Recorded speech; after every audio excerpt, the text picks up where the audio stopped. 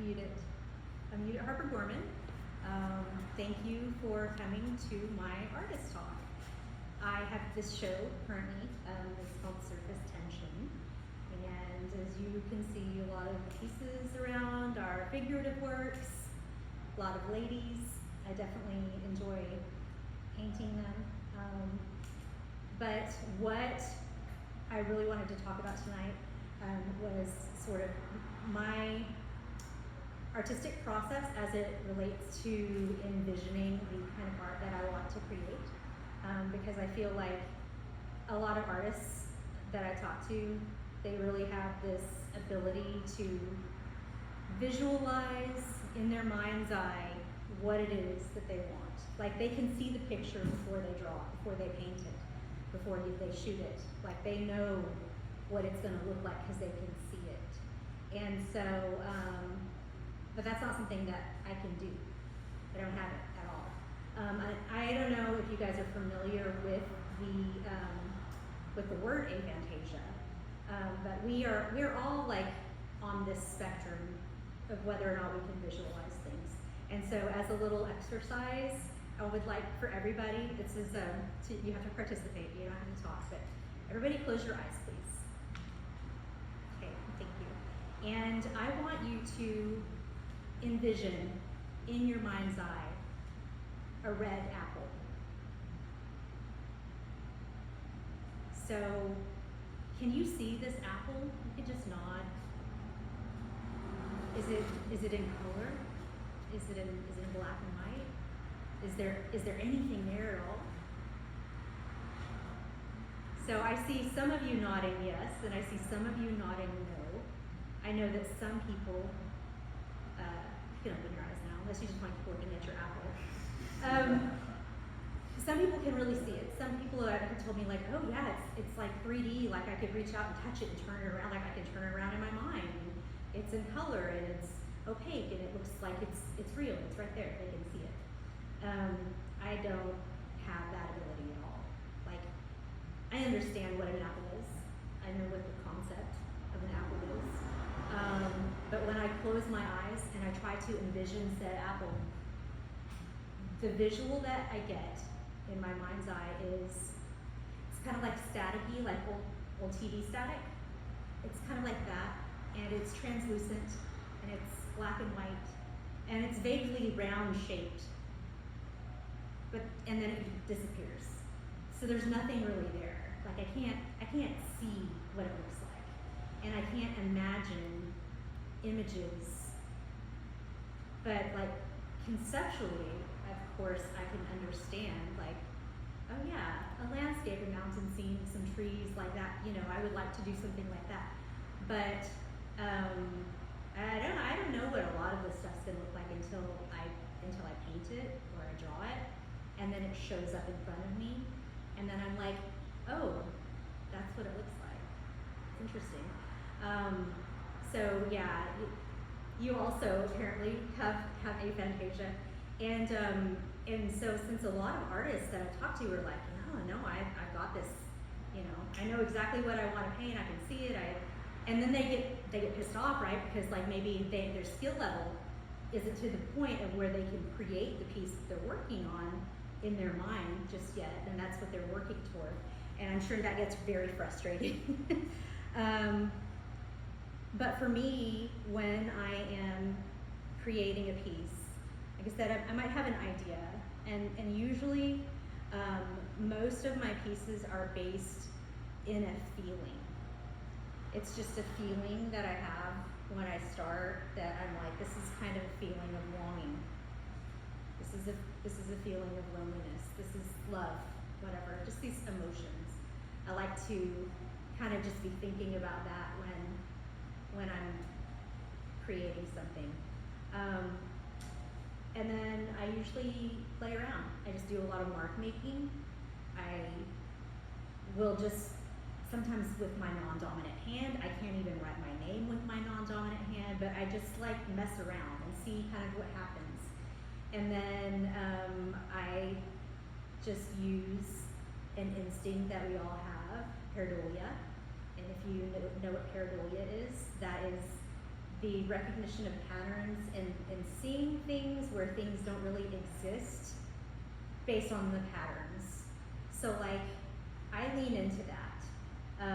You know, if you ever go on Facebook, you know, they've got this group, Things with Faces, and there's a lot of that kind of stuff, and usually it's very fun and super amusing.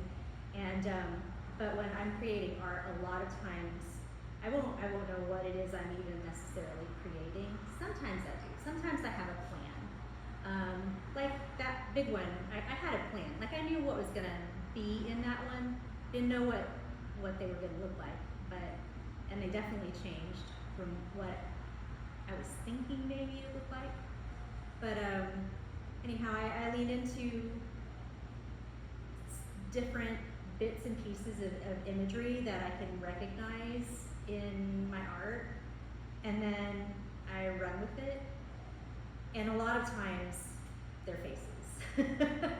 And so I end up with all of these different portraits and all of these different ladies, because I usually see the patterns of faces in the chaotic marks that I've made. And also maybe I'm biased, I just really think that ladies are beautiful, and I enjoy looking at them and painting them. So that's where I tend to run to. But so the process for me is a little different, I think, than for some artists. But it's a lot of fun. I really enjoy creating art, and I also really like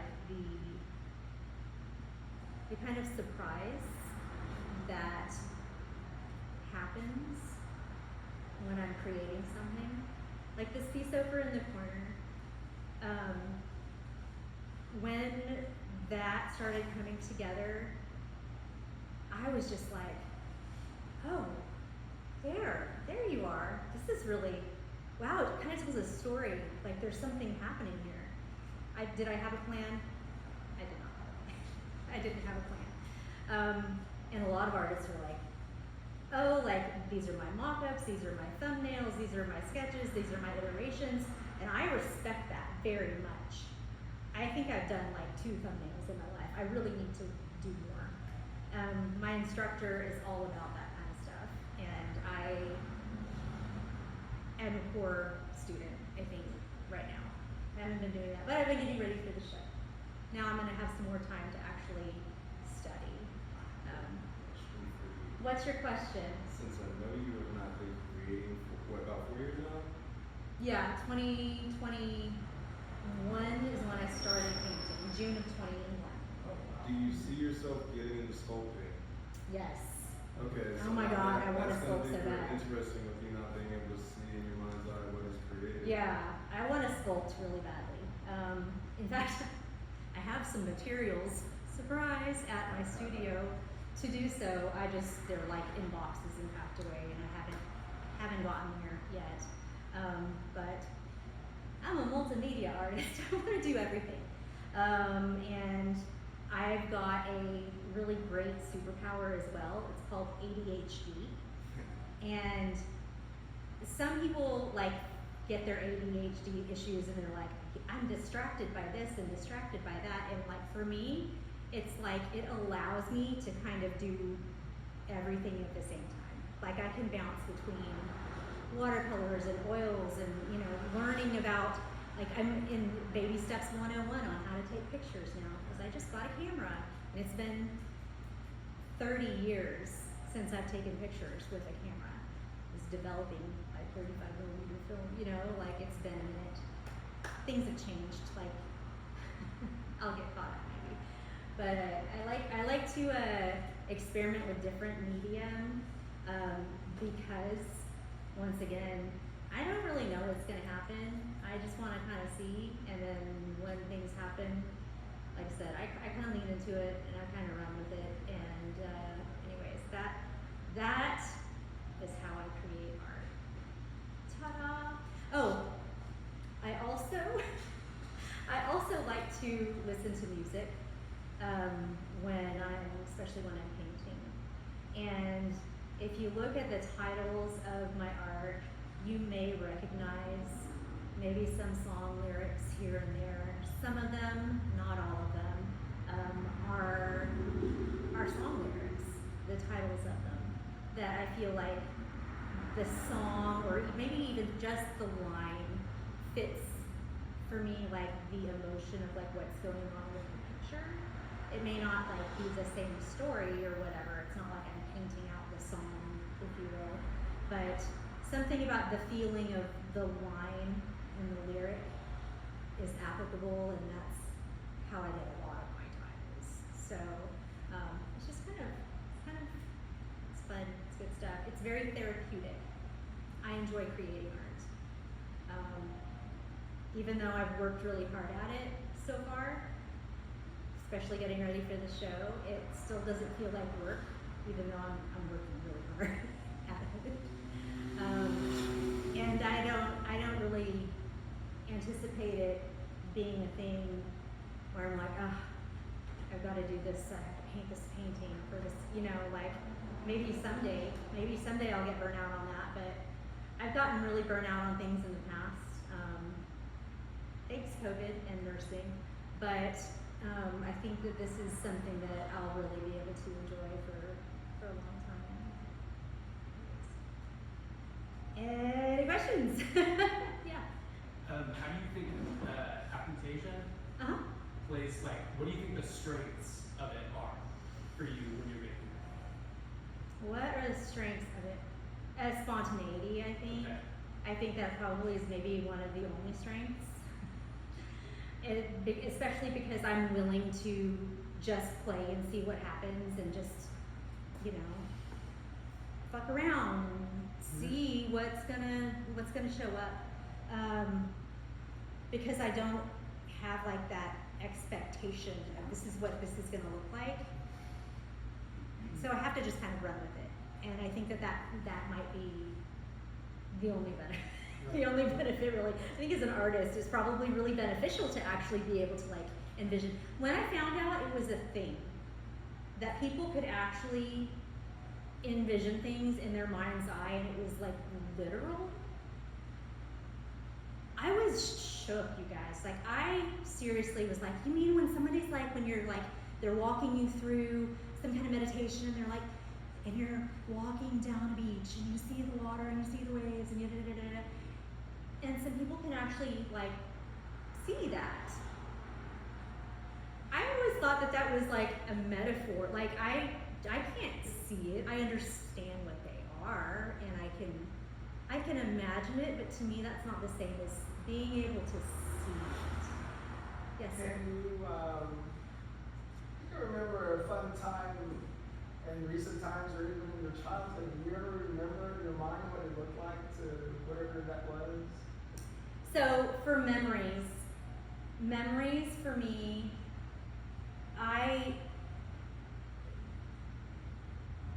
think I get a little bit more of a visual for memories than if I'm just trying to conjure up an image in my mind. But it's much more, it's not as clear as like when I'm dreaming. When I'm dreaming at night, like if I'm asleep and I'm dreaming, that is real. It doesn't matter. Very rarely will I actually be aware that I'm dreaming. Very rarely. But usually, no matter how ridiculous the situation is in my dream, I do not know that it's not real until I wake up, because it's like just as real as you and me sitting here. Like I see every bit of it. So I can see it then, but like a memory is like, it's very transparent, and it's sort of like this cloud of, I don't know, the thoughts are there, but the visual not so much.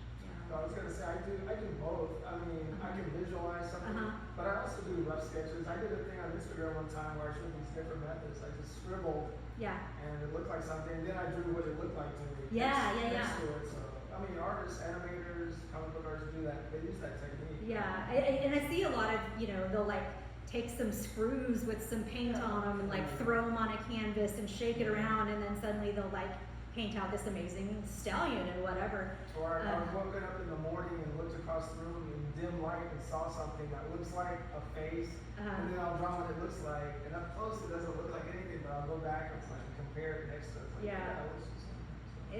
And I mean, I think, like I said, everyone that has a functioning brain, I think, can do that right now as a human. Like, we all have that instinct to recognize patterns in things, like we all do. And I lean heavily into that. Yes? Well, I didn't know you hadn't been painting for that long. Yeah. And it also surprises me that you have a lot of really intricate detail in a lot of different pieces, and you don't have a plan. I'm just like, how do you get from point A to this really polished, finished product so well without a plan? The fates have smiled upon me. No, that's a great question. I don't know if I have an answer to that. But yeah, I did start in 2021 painting. Started with watercolor painting. And I didn't do it because I wanted to create art. I did it because I needed something therapeutic and chill in my life that was a chill hobby. Because, like I said, I'm a nurse, and at the time I had just finished a year of travel nursing. I went to Brooklyn at the beginning of COVID, and then I went to Arizona when they were getting hit hard, and I spent a year traveling to different cities, and which was a great experience, and I'm glad I did it. And it was very challenging. It was also very isolating. Before I went to travel nurse, my main hobby was belly dancing, and I have been a belly dancer at that point for 20 years, and very semi-professionally. Like, I have done like some paid gigs, but mostly it's like go dance at a festival and like go to classes or go to a show that's kind of like a recital, basically, or different things like that. But for 20 years, that was my creative outlet and my hobby, and it takes up a lot of space. And when I was travel nursing, I needed something that could just like fit in a bag, that was like a chill hobby. Where's my chill hobby? And my chill hobby was playing games on my phone and watching things on Instagram. And I remember like scrolling, and then just some watercolor painting stuff started showing up, and then I liked it, and then of course the algorithms were like, oh, you like painting, I see, and so it kept showing me more, and watching that was very chill and relaxing, and I was like, I think I would like this. I think maybe I should try this. And also, it could fit in my bag, because all I would need is like a piece of paper and some paint and like a couple of brushes, right? Like, I wouldn't end up with a giant studio that has a horde of art supplies, because I've gone crazy and become this artist that is into everything and that does everything, which of course 4 years later is the case, much to my husband's dismay, but that's okay. I think he still loves me. But yeah, I don't know. I just got into it, and it turns out that it wasn't just my enjoyment of art that happened. I also feel like sometimes I just get really lucky, because the things that show up can be really pretty. Sometimes they can be ugly and scary. Creepy, like that's the creepy corner over there. There's a lot of creepy shit happening in that corner, like the zombie in Love, she's super creepy. But realizing that, one, I really enjoy it. Two, looks like I can do pretty okay. Three, they are skills that you learn and practice. largely self-taught, and by self-taught I mean like maybe a YouTube here, and like maybe I don't know what's going on, I'm just fucking around with the pad of paper and I just ruined every bit of this arches because I didn't know arch paper because I didn't know what I was doing, and I've been really heavy and turned into mud on every page. Learning experiences though. But more recently, as you guys know, at least some of you, I've had the opportunity to have a job that affords me a lot of free time during the week and a consistent schedule. And so I had decided that like, I really need to pursue art and actually do it, not just as a hobby. And it's not to say like I want to be like a career artist or whatever. I mean, I don't see stopping nursing anytime soon. I love my job and I love nursing and taking care of people, and that definitely pays my bills. And with the schedule that I have, it works out so nicely for me. But it gives me the free time to take the time to learn, and that's one of the things, you know, posting the figure drawings every week. It was completely a selfish decision for me to do that. Like when I talked with Chandler and he was like, yeah, maybe we could do this thing, and I was like, I would love to do this thing. Like let me do whatever it takes to make this happen, and I'll pay for it if no one else shows up. Like I'll pay the model every week, like if I have to. Fortunately, I usually don't have to anymore. At the beginning, I was going pretty broke at the beginning because there weren't very many people showing up, and you know, it's inexpensive for people, and it pays the model directly. And then I try to like give back to Art House, and now I'm starting to be able to actually pay him a little bit of money here and there. Not as much as I'm sure we've probably run through utilities for this place. He's so generous to let us have it, but it's been a really good practice for me to look at things and draw them, because you know, when I'm drawing from my imagination and I can't see something, it does make it hard, I think, to get like proportions right and perspectives and that kind of thing. And so especially a lot of my earlier pieces, you'll notice like really kind of like weird shaped heads and necks and things, and like their body proportions are not quite what they should be. And I think that's just because, you know, if I'm working from imagination and I don't have a model or a, you know, reference that I'm looking at, and I also don't have the ability to envision it in my head, like what it's supposed to look like correctly, it makes it a little tricky. But since I am getting more and more familiar and more experience with like the figure drawing, you know, life drawing, that's helpful because I can remember like, oh yeah, no, their necks are actually way shorter than you think. Because you want to draw this neck, it's like super long, and everybody's shoulders are like, they're just like right there, like they're just right there by their heads. Anyways. No, it's a lot of practice. Practice, yeah, exactly. I'm doing, you know, I'm putting a lot of miles on. I'm doing a lot of work. Like for this show, which was my first show and my first solo show, thank you. I created 59 new pieces for this show, and there were 61 pieces that were here. Two of them, one behind me, I don't know if you can get it in the video or not, but this one was on loan from the collector. And then this one in the corner, Trauma Granite #2, that also is on loan from the collector. And so like, they generously brought their pieces for me to show. But other than that, every other piece is something that I either created specifically for this show, or maybe it's really, really old. Like the overly complicated Brood X Cicada, that's the name of that one. That one is really old. That was like when I first started watercolor painting. But almost all of these are from the past 8 months, something like that. After I spoke with Chandler here at our house about having a show, and I was like, I need to fill up this space. I need to do some work. And so I've been painting like a maniac. And so, but I did it, pulled it off, and I'm pleased with it.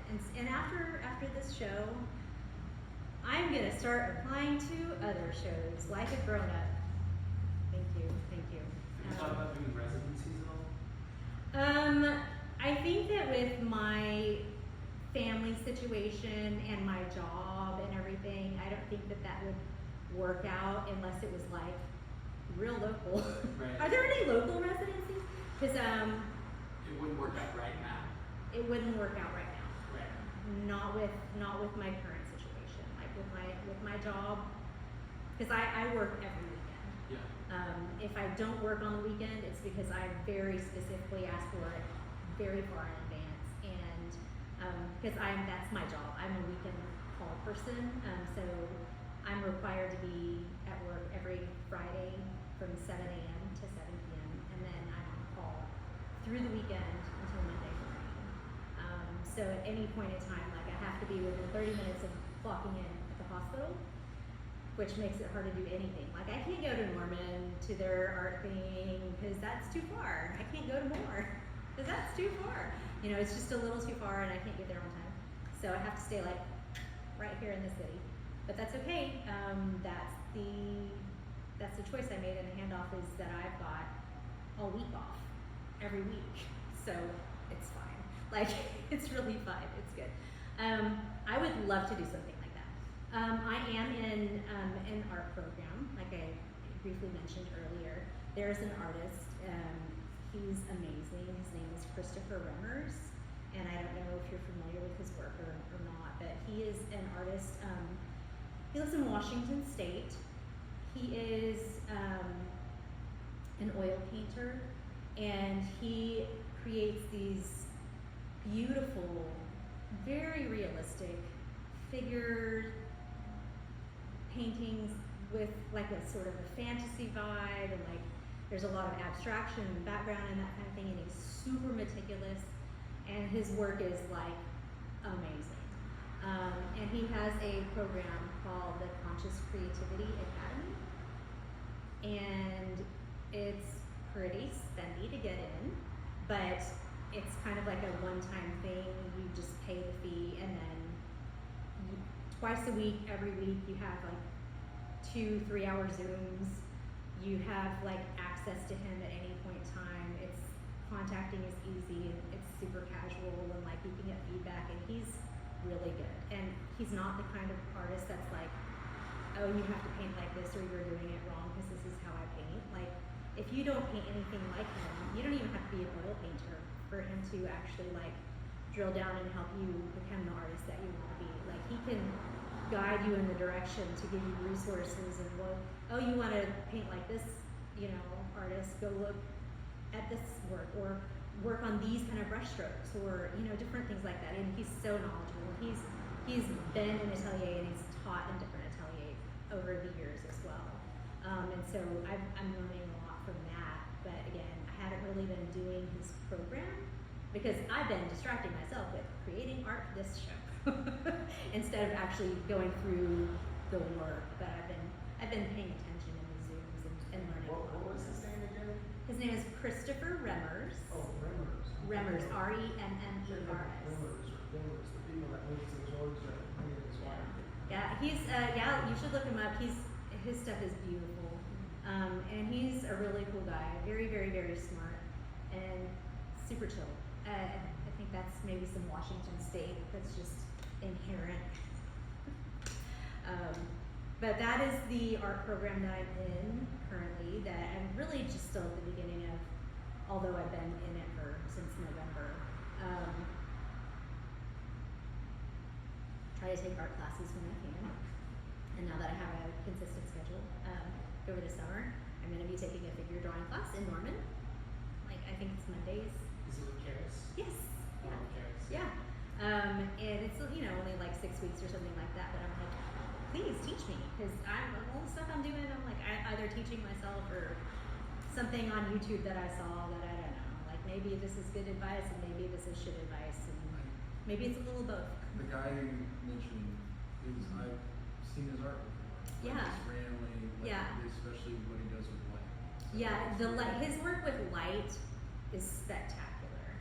It really is, and he's really good. And he does also, like, you don't have to do his program to like learn from him because he's got a couple of different online things that you can purchase. You know, he's got 2 different like video courses or whatever that you spend $100 some on, and then you can watch him do this and learn from him, and those are good too.